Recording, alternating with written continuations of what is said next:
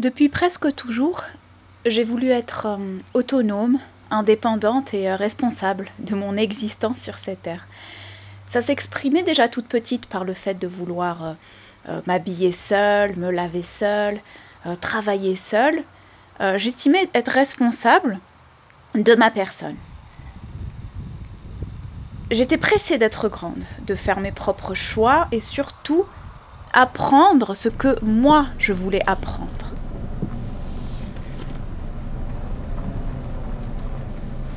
Il y a une quinzaine d'années, lorsque j'ai commencé à aller de l'avant, mais de manière beaucoup plus consciente, je me suis interrogée sur les différentes facettes de l'autonomie. Il y a par exemple l'autonomie alimentaire, pour ceux qui ont la possibilité d'avoir accès à la terre et cultiver. Donc c'est la base des besoins vitaux. Je m'étais rendu compte qu'on était totalement dépendant de nos besoins vitaux. Ce qui rend les personnes beaucoup plus malléables du fait de la non-appropriation de ces besoins vitaux. Il y a aussi l'autonomie énergétique, par exemple, et de l'habitat pour ceux qui ont la volonté de construire leur toit de manière la plus optimale possible. Il y a l'autonomie physique pour ceux qui comprennent les principes de base des besoins d'un corps humain, capable de prendre soin de lui presque tout seul, à condition de lui fournir un cadre, un environnement adapté.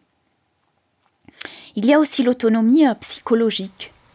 Est-ce qu'on est capable, entre guillemets, de réfléchir par soi-même, même si ça reste très abstrait, sur des idées, questionner, ne pas être affecté aussi par des émotions qui bloqueraient toute clarté d'esprit.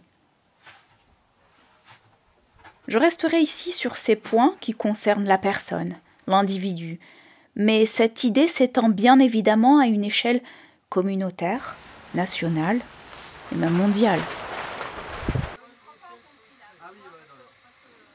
Donc voilà, je partage pour la première fois un bout de ce parcours avec vous, à travers l'idée d'habitat, de maison, de foyer, et la construction dite écologique, je mets de grands guillemets. Il y a de plus en plus de retour à la terre.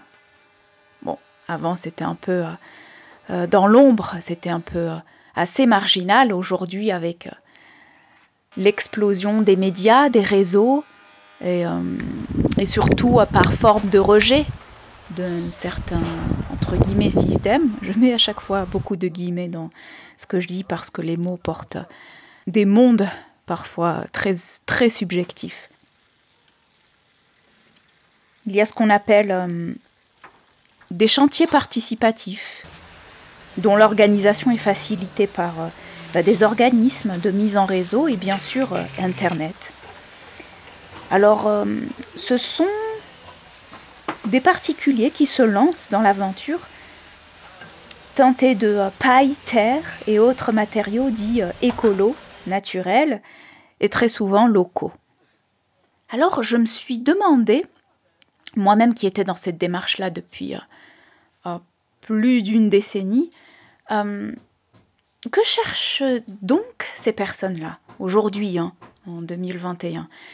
Est-ce qu'ils recherchent un habitat à moindre coût, un sentiment d'accomplissement, une sorte de réappropriation de ses besoins vitaux, prendre en charge son existence mondaine, ou vivre sobrement près de la nature, participer à la tendance écologique et réduire son impact sur cette terre? Je l'ignore. Je suppose que c'est un peu de tout. Après réflexion, prise de décision, il est temps de passer à l'action.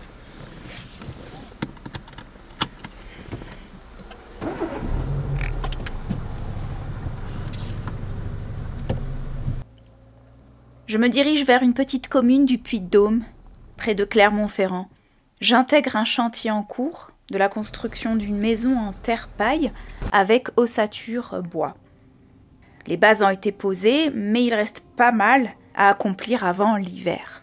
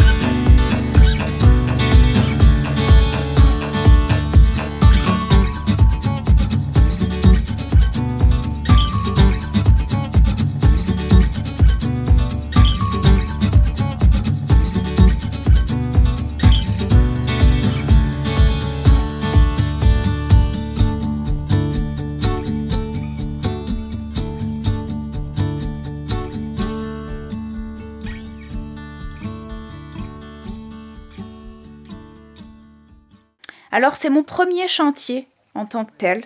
J'en avais déjà intégré il y a une dizaine d'années, mais plutôt dans un cadre soit associatif, communautaire, avec tout un projet de vie autour.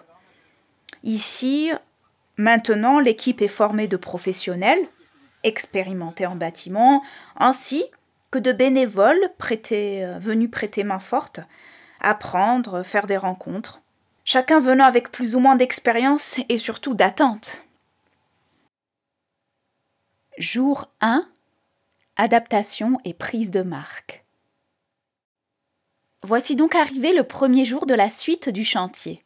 Comme vous pouvez le constater, il n'en est pas à ses débuts et nous pouvons déjà dormir à l'intérieur bien que toutes les fenêtres ne soient pas encore posées. Nous faisons connaissance avec l'équipe. En général, il y a seulement un professionnel et le reste des volontaires, plus ou moins compétents. Ici, néanmoins, il y a 3 professionnels et nous sommes 4 bénévoles. Un jour où nous avons été 5, une personne nous a rejoints. Les cerveaux et les mains s'activent déjà.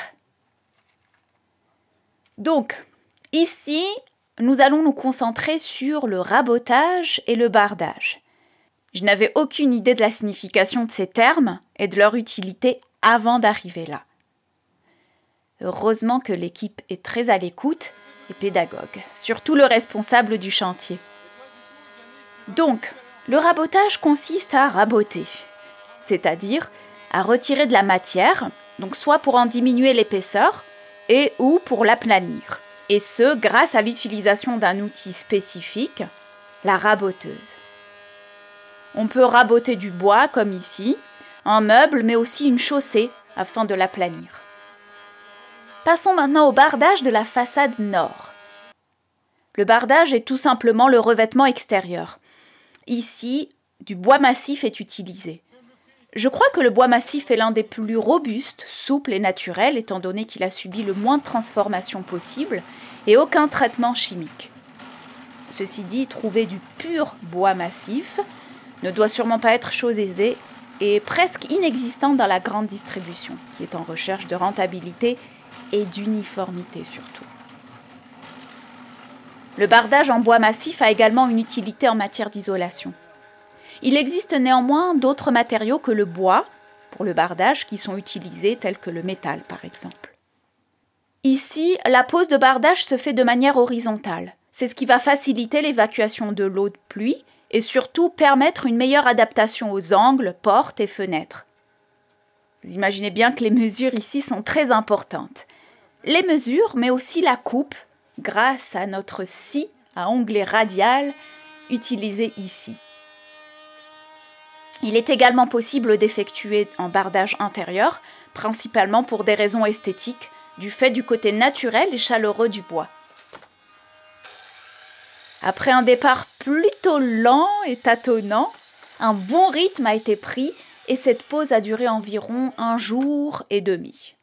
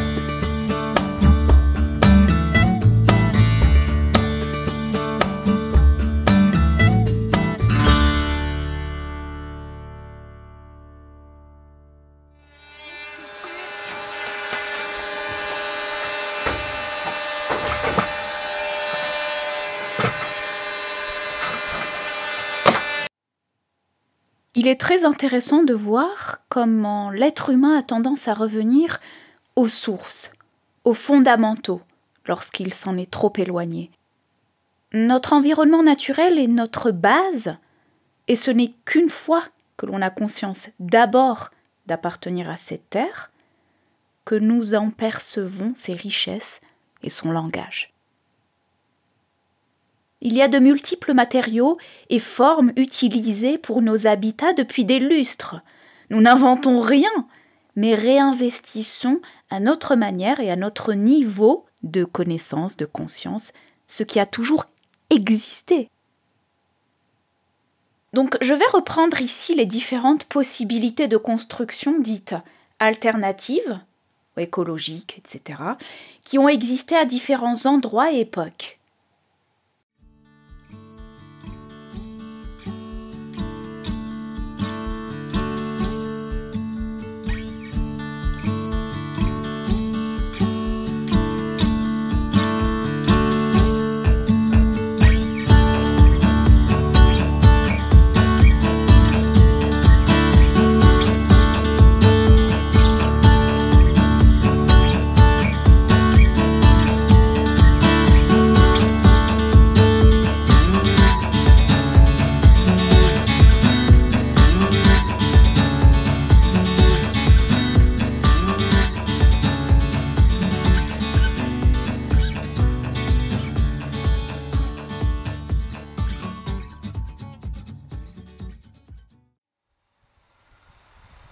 Donc je vais reprendre ici les différentes possibilités de construction dites alternatives, écologiques, etc., qui ont existé à différents endroits et époques. Par contre, je ne vais pas du tout rentrer en profondeur, que ce soit les techniques utilisées, l'origine, les matériaux, etc. Mon idée, c'est juste de montrer des possibilités, quelques possibilités parmi un échantillon infini, j'ai envie de dire, de possibilités. Alors, premièrement, nous avons les maisons en terre crue, qui sont aussi construites avec la technique du pisé. Donc ici, la terre crue. Donc la terre, c'est le matériau de base le plus utilisé pour les constructions, puisqu'il est immédiatement disponible et prêt à être utilisé. Par contre, le pisé, la technique du pisé, consiste en un mélange compact d'argile, de sable et de gravier, dont la composition varie d'un endroit à l'autre. Bien évidemment, cela dépend de ce qu'on appelle la granulométrie du sol et donc de la composition de chacun des éléments qui composent ce pisé-là. Donc chacune des maisons en terre crue va être différente du fait de la différence de la structure des sols. Deuxièmement, nous avons les maisons en paille avec ossature bois. C'est notre chantier ici actuellement. Nous avons une structure en bois et des bottes de paille pour remplir l'ossature de paille. En général, la paille est localement accessible, du moins en France. Elle est durable et surtout, c'est un excellent isolant. Troisième type de maison, ce sont les maisons en rondins de bois. On les connaît, ce sont des maisons type chalet, souvent chaleureuses et accueillantes, qui utilisent des rondins de bois, souvent identiques et de dimensions bien précises, qui s'ajustent les unes sur les autres, les uns sur les autres, si on parle de rondins de bois. Alors ce sont des constructions qui sont aussi appelées fustes ou des chalets en bois massif. Quatrièmement, nous avons les maisons enterrées ou semi-enterrées. Ce sont une de mes préférées. Ça vous fait rappeler quelque chose ? Comme leur nom l'indique, ce sont des maisons dont les toits et les façades sont enterrés de terre. Alors son plus gros point fort, c'est l'isolation, puisque il conserve la chaleur en hiver et la fraîcheur en été. Cinquièmement, on a, alors je les ai regroupés en écodome, super adobe et en anglais earth bag. Alors, ce sont des maisons qui sont construites par un remplissage de sacs de terre que l'on empile les uns sur les autres, puis que l'on recouvre d'un enduit. Il y a d'innombrables formes et possibilités pour cet habitat, bien sûr tout comme les autres. Ensuite, nous avons les Kerters. C'est aussi une de mes préférées. Le nom est d'origine bretonne. Ker en breton renvoie à la notion de chez soi. Les Kerters sont bâtis avec du chanvre et de la chaux, à la main, sans charpente ni fondation. Le chantier peut être moindre. Par contre, les Kerters offrent de beaucoup plus des petites habitations. Par exemple, avec une maison à ossature en bois avec paille, on peut en construire vraiment de grandes. Par contre, les Kerters, non. Mais l'avantage, c'est qu'on peut faire pratiquement tout seul, bien évidemment accompagné, mais disons à la main, avec le moins d'outils possible. Le chantier serait moins conséquent, si on veut. Et enfin, septièmement, ce qu'on appelle en anglais earthship, des pneus remplis de terre, des bouteilles en verre, des canettes en aluminium. Ce sont les matériaux de base de ces habitats qui sont, comme je l'ai dit, nommés géonefs en français. Le bois est utilisé pour les charpentes, on a de la terre, de l'argile, on a aussi des fibres de textiles recyclés. Alors, une grande surprise dans ces earthships, c'est qu'on y trouve des serres que l'on peut cultiver toute l'année. Donc, je pense que les constructeurs ont vraiment visé l'autonomie globale, qu'elle soit énergétique, mais vraiment alimentaire, et dans des milieux hostiles. Est-ce qu'il t'a remonté légèrement la vis plus haut que toutes les autres? On baisse l'été avant de serrer les... Alors bien évidemment, ce que je vous ai montré ici ne sont rien d'autre qu'un échantillon minime de ce qui est possible. C'est juste un aperçu. Mon idée est encore une fois d'ouvrir des possibilités, de voir qu'au fait, l'habitat, la construction de son propre habitat est possible par soi-même. Bien évidemment, il faut avoir des connaissances et il y a énormément de personnes qui ont beaucoup de connaissances. Donc ça permet aussi une certaine créativité. Et aussi ce que j'aime particulièrement, c'est une sorte d'appropriation de l'habitat. Il y a un sentiment différent chez les personnes qui construisent leur propre maison de leurs propres mains que chez les personnes qui ne l'ont pas fait. C'est différent, tout le monde n'aspire pas à cela. Cependant, je m'adresse ici à des personnes qui ont une certaine ouverture et qui pourraient envisager ce genre d'habitat et surtout dont les tenants et aboutissants leur parlent. Les choix sont véritablement très nombreux. Ils dépendent du lieu où nous nous trouvons, des matériaux dont nous disposons, du climat, de la finalité du lieu en question, qu'est-ce qu'on veut construire, pourquoi, où, notre sensibilité, nos connaissances et notre connaissance par rapport à l'impact sur la qualité de notre vie.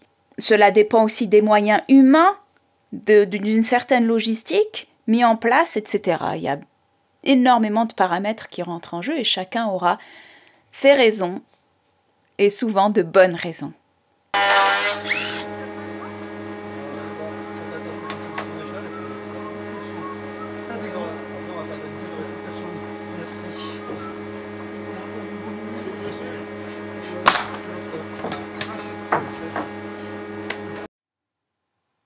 Jour 2. Pose de paille et préparation de la barbotine. La pose de paille dans la structure en bois n'est pas une mince affaire. Il nous fallait veiller à la compacter au maximum, de sorte à ce qu'elle remplisse son rôle d'isolant. Donc tout cela presque exclusivement à la main. Il nous fallait être 2 et même parfois 3 pour pouvoir bien enfoncer ses bottes. Donc cette paille vient du coin, ce qui est pratique pour la livraison.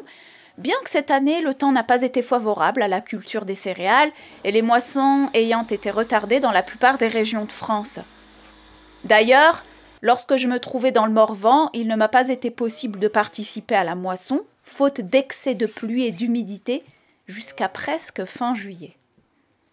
Heureusement que nous avions une bonne équipe et puis surtout, notre persuadeur. Le persuadeur, c'est ce maillet géant aux faces rectangulaires. Son nom est drôle et bien représentatif de sa fonction. Il persuade la paille de s'enfoncer au maximum dans la structure qui lui est destinée.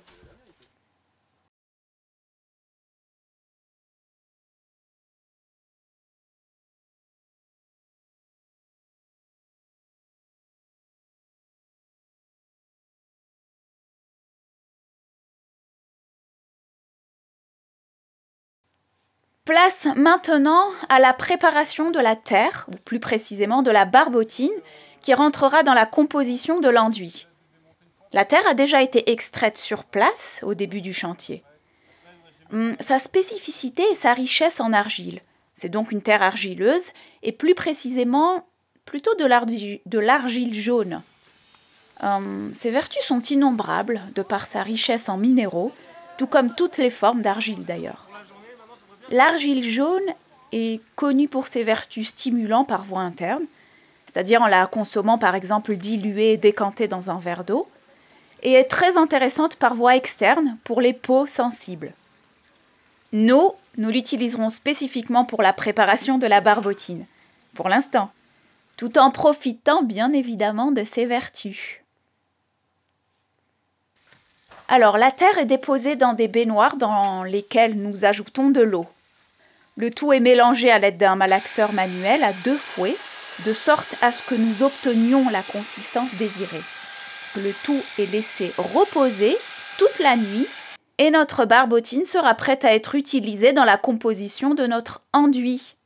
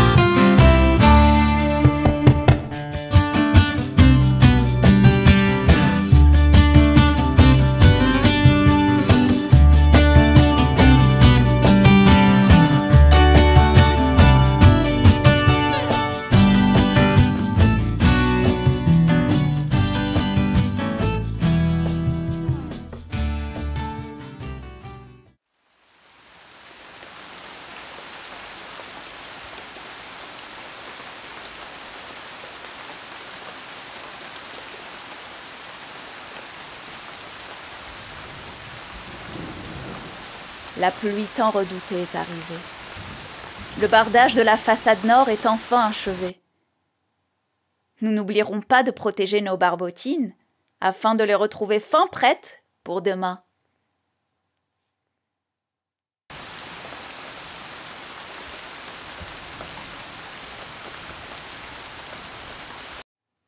Jour 3. Préparation de l'enduit.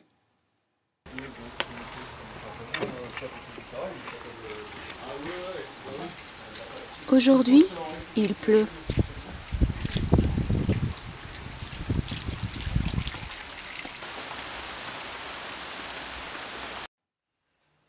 Nous nous préparons pour le malaxage des composants de l'enduit.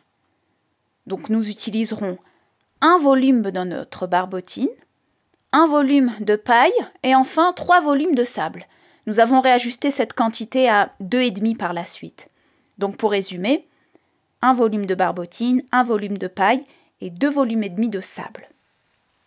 Notre bétonnière nous sera bien utile pour ça.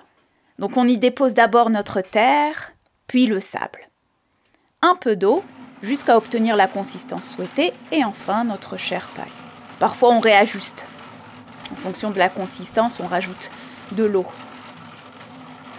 On récupère l'enduit qu'on laissera reposer jusqu'au lendemain pour la pose qui se fait ici à la main. Un test enduit de 4 à 5 cm avait été fait auparavant afin de vérifier les proportions terre, sable, paille. Donc c'est bon, on est plus ou moins sûr des proportions. Le séchage peut prendre plusieurs semaines et même plus de 3 mois, en fonction du dosage de la terre, du climat bien évidemment et de l'épaisseur du mur. C'est pour cette raison que l'on essaye de commencer idéalement au début de l'été afin de l'accélérer, quoique cet été a plutôt été frais et humide dans l'ensemble. Donc on s'adapte, comme toujours.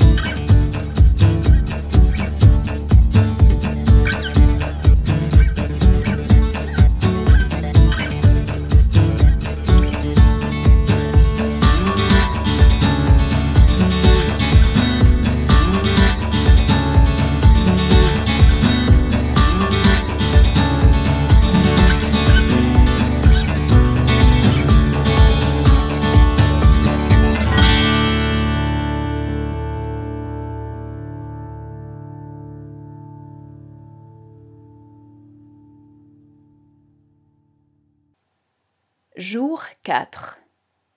Adiós, que me voy de aquí. Je m'en vais, plutôt que prévu, mais je m'en vais pour suivre mon chemin, ma route. Le chantier, quant à lui, continue encore une semaine de plus. Vous savez, au-delà de l'apport du savoir-faire technique, il y a l'enjeu des relations et des échanges. Des plus grossiers aux plus subtils.